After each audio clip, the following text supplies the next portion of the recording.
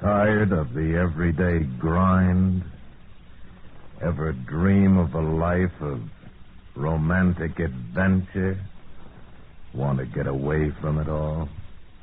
We offer you Escape. Escape, designed to free you from the four walls of today for a half hour of high adventure.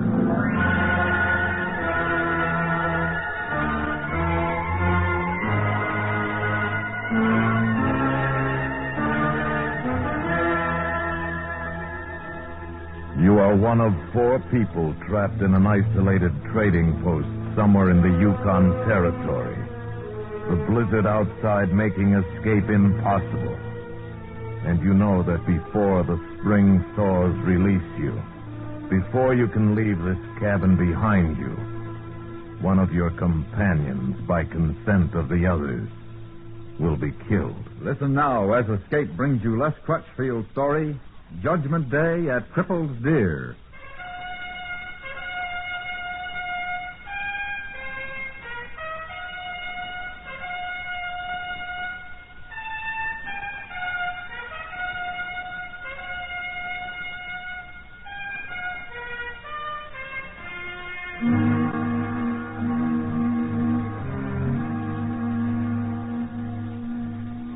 I think it most unlikely that you ever heard of Crippled Deer Crossing, and you would have great difficulty locating it on a map, even though the Yukon, for the most part, is vast and empty.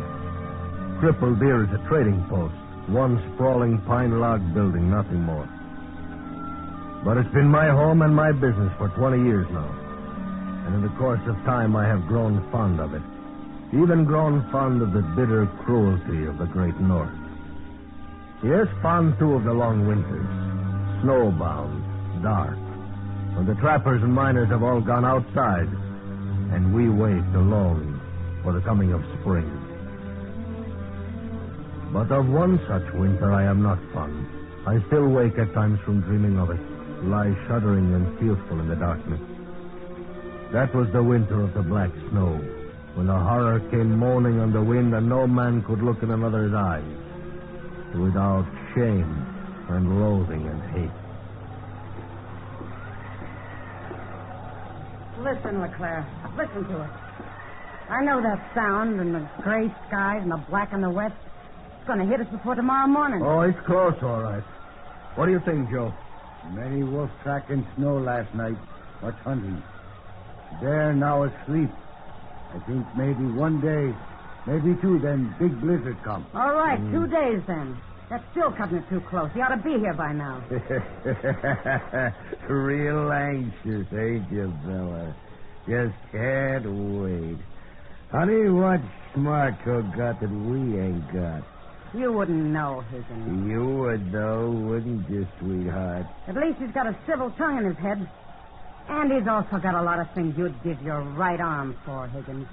He knows how to laugh and live and how to make other people laugh and live. I'll bet he does. And he knows how to treat a woman. Yeah. Any woman, the way I hear it. You shut that mouth of yours right now or I'll make you wish you had. You will. Well, Higgins, in a day or two now the blizzard comes, close the trails, and we here then all of us together the rest of the winter, here this one building, no way to get out. I tell you once and for all, I will not have this kind of feeling. Then let him shut up. Can't take a joke. That's enough, Higgins. He's got a right to be worried. I'm worried myself. Marco and Blakey don't have enough grub up there. If they get snowed into that mine, they can't possibly last out the winter. And that blizzard is close. Should have come down by now. I was just funning her, LeClaire. Sorry, Bill. Then watch what you're saying. Don't worry. They'll make it all right. Why, Marco Moore knows more about this country and the weather than most people. No talk. He's down. Well, what is it, Joe? Dog team. Sled coming. Marco. Must be Marco and Blakey. Where's those binoculars? Maybe we can see them when they come through the gap, huh? Higgins, help me open the window. Might not be them, Bill. Could be Robertson. Not him. He's too smart a Mountie to get snowed in this far from Dawson. Come on, push. All right, here. Let me see now. It's nearly too dark to... Hey, there's a sled, all right, coming out of the gap. It's them. It is them, isn't I it? can't quite make... No. No, it's only one man. A Marty. No, not Robertson. It's Blakey. But Marco is not with him. What? Blakey coming in alone. Alone? 2 partner go. 1 come back very bad. No, shut up, Joe. Don't pay any attention to him, Bell. Marco is all right. He better be. For Blakey's sake, he better be.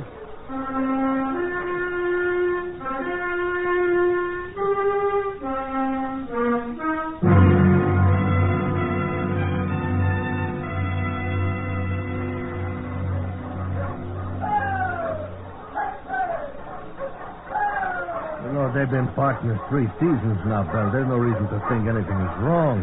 You look dog team, lead dog. Marco's dog. What? He's right. He's that big husky with a white star. Marco got him 2 years ago. Start up the man, Ken. Bring up the girl. Blakey's back. I don't know.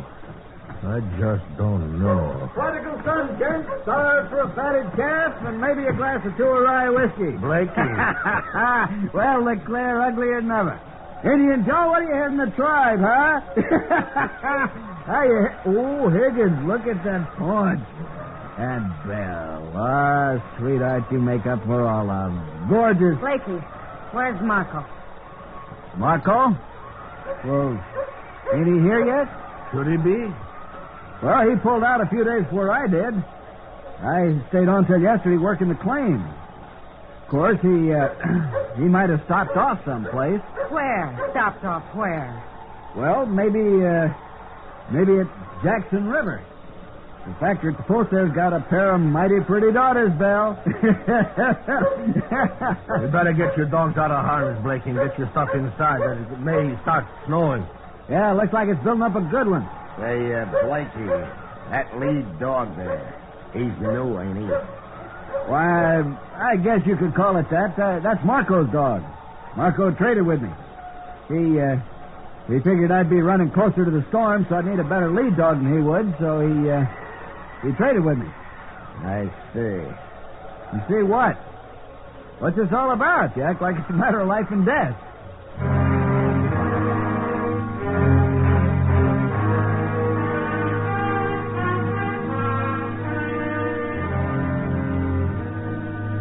The 4 of us talked it over while Blakey was unpacking his sled. It didn't add up.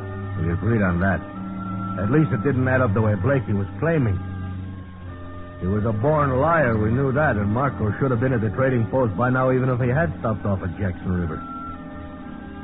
Well, when Blakey came in, we ate, and then we waited some more. Still no sound of another dog sled or Marco.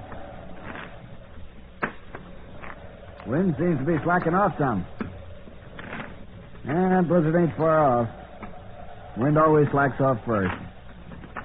Who's for game of pinochle? What's the matter with all of you? You ain't spoke one decent word to me since I got here.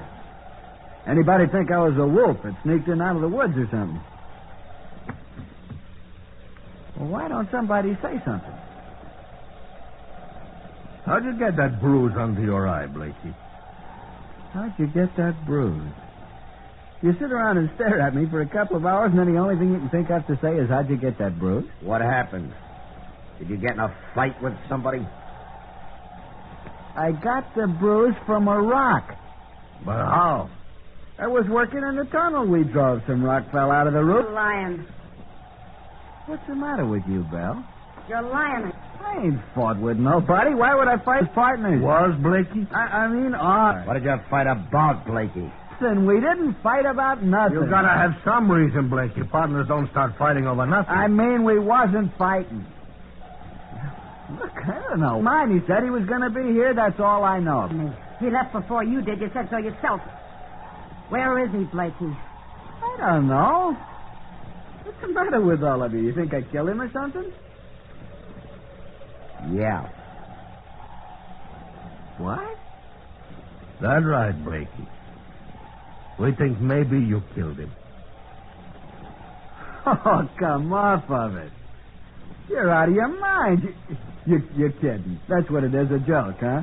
Me killing old Marco. That's a laugh for you. You're going to tell us about it, huh? About what? There ain't nothing to tell. Now, look, if I had done something, why would I come straight here where you're all friends of his, where you're expecting me? Where else would you go? To Jackson River. All right, I could head for Dawson or south to Whitehorse. Storm too close. No time. Here only place. All right, answer me one thing. Why? Why do you think I'd kill him? Show him, LeClaire. Yeah. This might be the reason, Blakey. You've been going through my stuff. You got no right. We did it anyway. Now, what about this? I was going to tell you about that. I figured I'd wait and make it a kind of surprise. Surprise? It's rich quartz, Blakey. Must have opened up quite a pocket. It's the richest lode between here and Mackenzie Bay. Not rich enough for two? Marco didn't even know about it. I stumbled onto it after he'd already left. That's why I was keeping it for a surprise. These two, Blakey? Were you keeping these for a surprise? I gave him those gloves and that writing tablet. And I knitted that pair of socks last winter. Well, he told me to pack up anything he'd missed, bring it along. That proves he was figuring to come here. Why? Well, look, I know you're worried about Marco and all. Do you? But you're thinking the wrong way, all of you. You're all wrong. You're mixed up. You're saying you didn't kill Marco, but you ain't saying it very good. Joe, show him what you found in the sled. You've got no right to bother my things. This. That's your knife, Blakey? It was a fox. I shot it on the trail. Skinned it for the dogs. That's how the blood got on it. You skinned fox. What'd you do with skin? I left it. I'm a miner, not a trapper. I don't know anything about skins. Now look, the whole bunch of you. I'm getting fed up with this. Questions, accusing me. What do you think you are, a court of some kind? I don't have to answer anything. I ain't on trial. I'm going to turn in.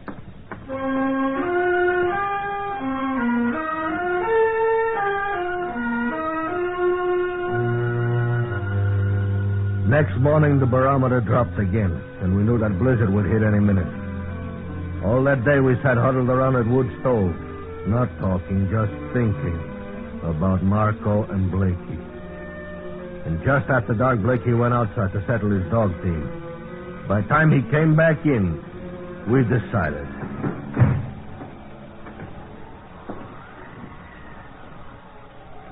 What are you all staring at?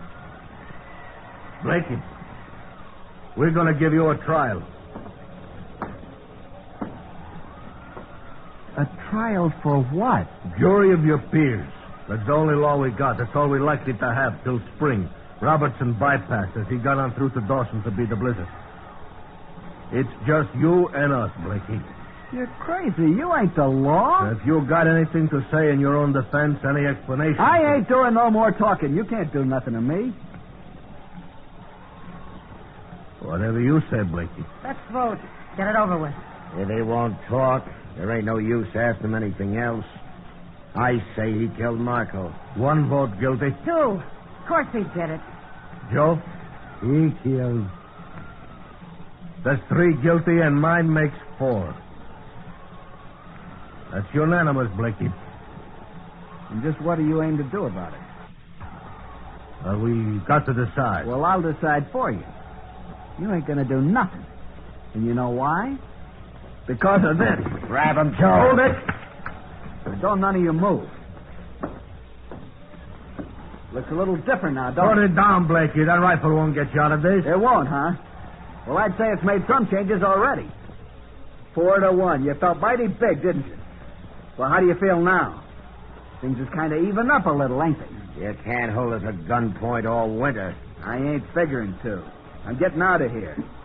And none of you better try to stop me. Where are you planning to go? That's my business. But I sure ain't going to stay around here no longer. Now, all of you, stay right where you are. He's crazy. Where could he get to? Nowhere's maybe, but he ain't thought that far. All he knows right now is he's going to get away. Well, what are you going to do about it? Get your rifles. We'll go after him.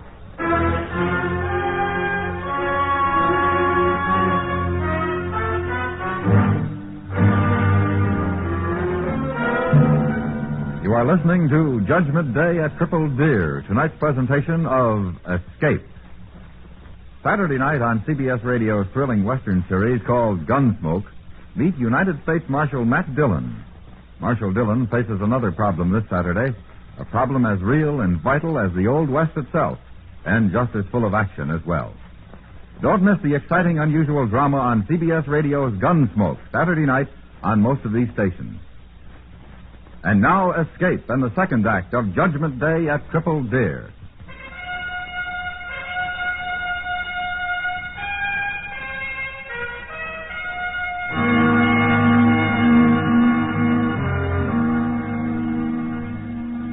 Tracking down a fellow man is not a pleasant thing, even though he's crazed with fear. But there was no choice. The four of us stood a moment longer looking at the door that had slammed shut behind Blakey, and then... Ready? Yeah, let's get it over with. Come on. Don't let him get away. Joe, you see, can you pick up his trail? He couldn't have got far. He ain't had enough time. Here. What? Tracks start here. Come. It's pitch dark to me. How can you see any tracks? Me see. Come. He seems to be heading back on the trail. On foot, without even snowshoes. He's out of his mind. Guilt and fear, they do funny things to a man. Lead trail now. Turn this way. Into the woods. Come. Run. Get away from them. That's all he could think about there in the cabin. Crazy. Clean out of his senses. Go on back. Stay away from me. He's hauled up in that storage shed up on the creek bank. I saw the flash. Why don't we leave him there? Let him get snowed in. Let him starve. No. When a man begins to starve, it gets dangerous. He has that rifle, and there's a whole case of ammunition in the shed.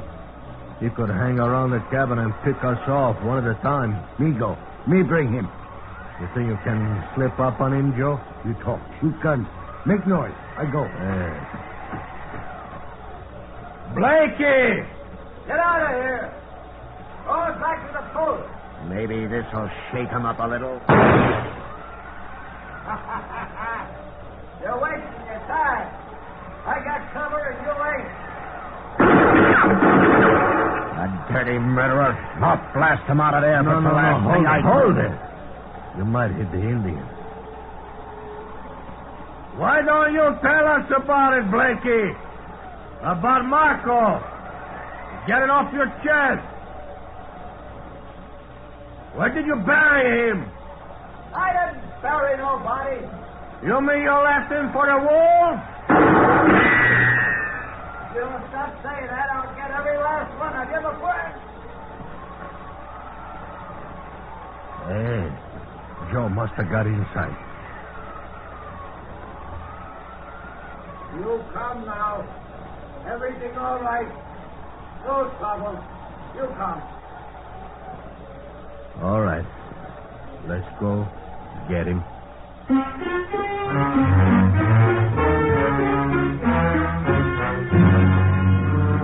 We dragged him back to the post.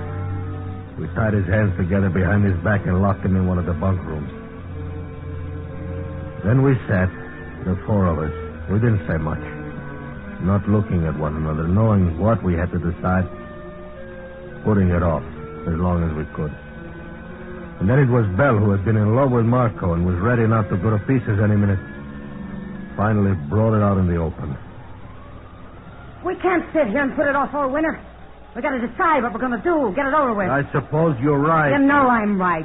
What's the matter with all of you? What are you afraid of? It's a big responsibility, Belle. Not from me. Maybe you can feel sympathy for him, but I don't. He don't even count. 100 of him would make up for Marco. Perhaps you're right, Belle, but What I was thinking, storm ain't hit yet, and as long as there's a chance Robertson will still come, well, maybe we ought to wait and leave it to him. After all, he's the law. It's his job. The redcoat no come now. Blizzard too close.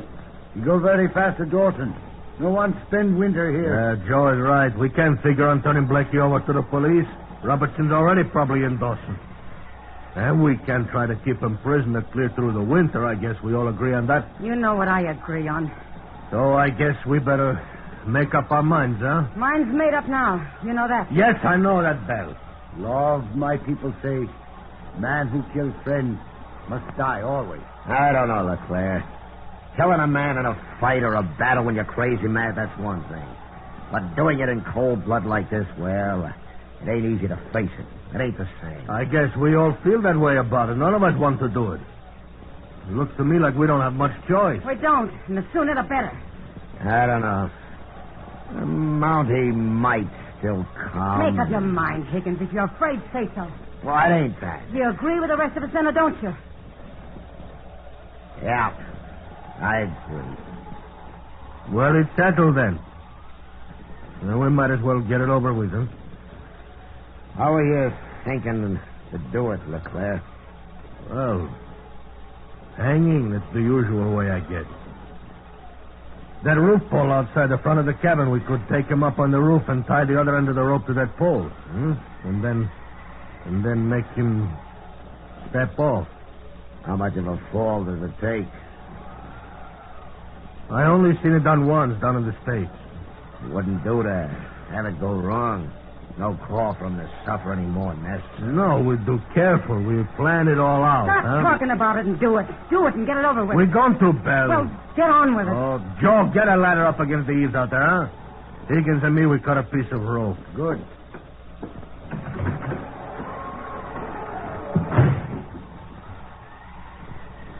No, I guess we better tell him.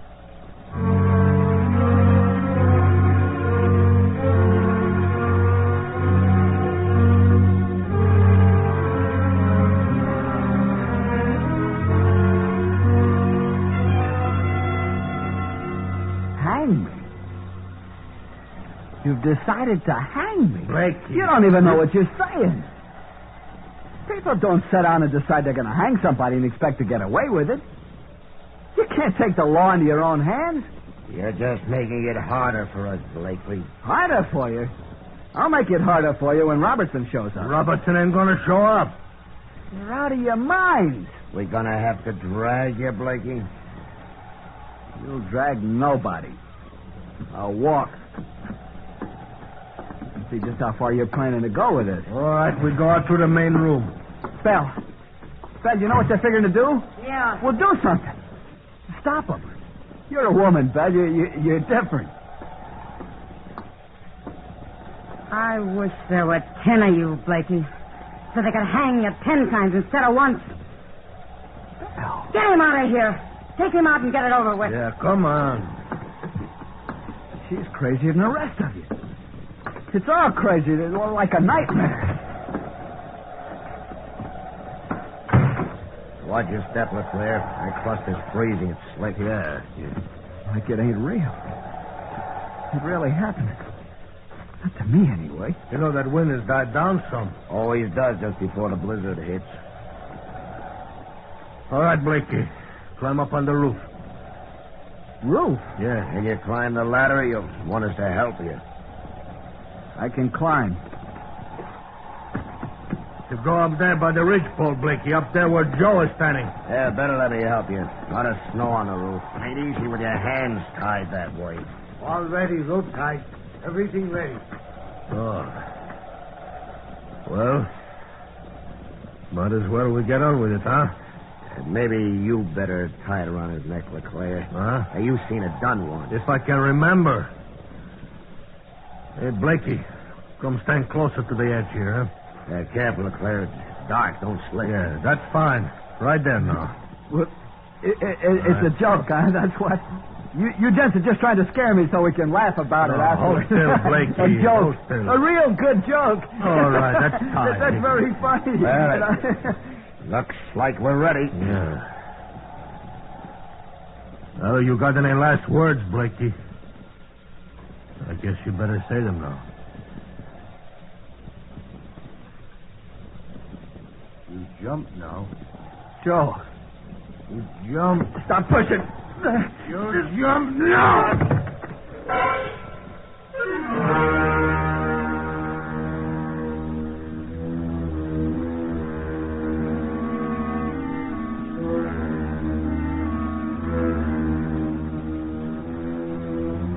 We went inside. We left him swinging there, figured to take him down in daylight and bury him.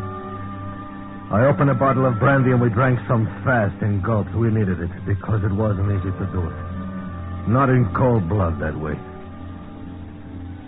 It didn't change much either when we stopped to think about it. It didn't bring Marco back to life, killing Blakey. Even Belle, who was crazy for revenge, was feeling sick.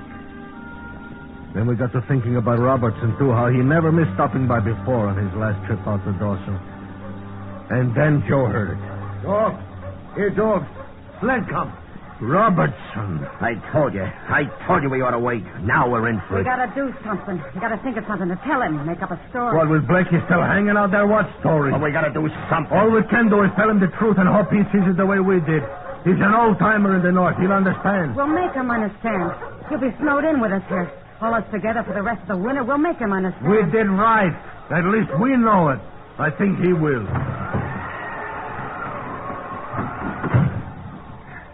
Got a steak and a drink for a hungry man? Well? Marco. Why all the surprise? I promised I'd be here, didn't I, Bill? Stopped over a couple of days in Jackson River. Dang near got snowed in. Say, did Blakey make it all right? He was going to leave the mine a couple of days after I did.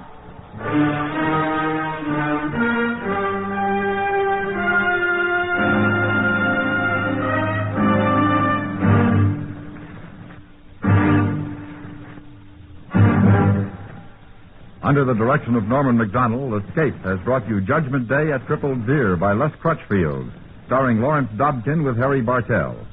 Featured in the cast were Lou Krugman, Georgia Ellis, James Nusser, and Clayton Post.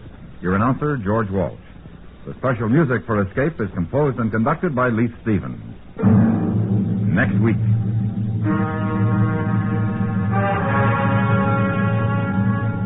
You are standing alone in a mountain village somewhere in the puppet country of Andorra, the high crags of the Pyrenees trapping the last of the daylight. And you know that in one of the stone houses facing you, behind one of the doors that is closed against you, is a beautiful woman whom you must find before she meets her death.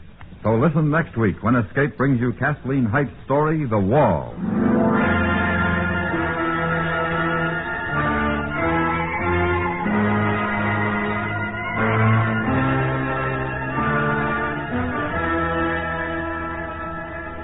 Saturday night on CBS Radio, gangbusters reveal the true facts behind a fantastic hotel holdup in which three comical bad guys with a wicked sense of humor terrorize Manhattan hotel guests, rob them, and vanish into the night after commandeering the hotel for their own high profit without interference. Hear Gangbusters' true crime case history Saturday night on most of these stations. Listen while you work. Enjoy Young Dr. Malone every Monday through Friday in the daytime on the CBS Radio Network.